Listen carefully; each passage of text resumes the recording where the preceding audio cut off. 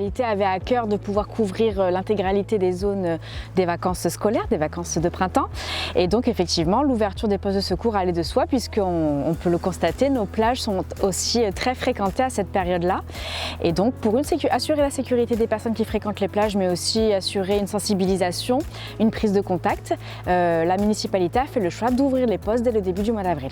Nous les ouvrons avec une sécurité journalière, compte tenu des vacances scolaires actuelles. Et nous ne prenons pas que les vacances scolaires de la région, mais de toute la France. Ensuite, au mois de mai, nous passerons sur une ouverture des plages les jours fériés et les dimanches. Et à partir du 1er juin, ce sera une ouverture permanente des postes de secours jusqu'au 30 septembre. L'entretien, comme toutes les années, commence à 6 h du matin.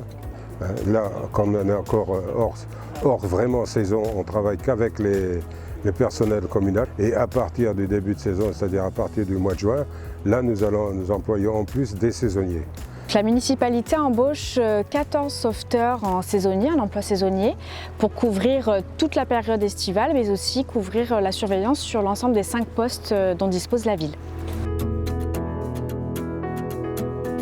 C'est un choix qu'a fait la municipalité que d'englober les plages dans la labellisation France Station Nautique, puisque effectivement la plupart des plages sont équipées de services ou d'activités d'acteurs nautiques présents, et surtout ce sont des points d'accueil de public, et donc on veut privilégier, comme sur l'ensemble de nos points d'accueil, la qualité d'accueil, l'hygiène, la sécurité, l'accessibilité. C'est pour ça qu'il y a 2 des plages qui sont labellisées Handiplage, la plage de Portisol et la plage du Lido. Et surtout, on se veut accessible dans la sensibilisation aussi du public à la préservation de l'environnement, et donc limiter l'impact qu'ont nos activités en général sur le milieu marin. Les posidonies, effectivement, il faut faire le rappel que c'est une plante protégée, que ce n'est pas une algue, c'est une herbe sous-marine qui permet la reproduction des poissons. Et aussi, ce que nous avons fait depuis l'année dernière, nous avons adopté le système du millefeuille.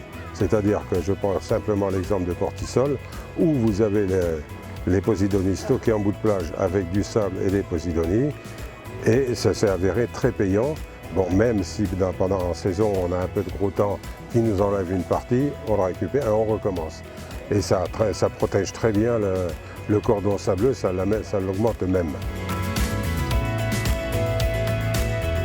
Si vous êtes adepte des loisirs et des plaisirs de la baignade, vous aurez certainement remarqué depuis l'année dernière un changement dans le balisage et dans la signalisation sur les plages, puisque la commune, comme toutes les communes, a dû se mettre aux normes internationales, et donc le balisage des plages est désormais légèrement différent.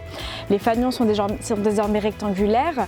Sur le code couleur, on reste à peu près sur les mêmes codes qu'avant. Le drapeau vert lorsqu'il n'y a pas de danger, que la baignade est autorisée. Désormais, le drapeau est jaune lorsqu'on signale un danger mais que la baignade reste surveillée et autorisée. Le drapeau est toujours rouge lorsque la baignade est fermée. Mais il y a également des codes couleurs qui peuvent être couplés, comme avec le drapeau violet, en cas de danger isolé tel qu'une pollution, une arrivée soudaine de méduses. Et donc tout ceci est toujours bon à savoir, mais vous pouvez toujours prendre les renseignements auprès des postes de secours où toute la signalétique est expliquée, et puis les sauveteurs sauront aussi vous renseigner.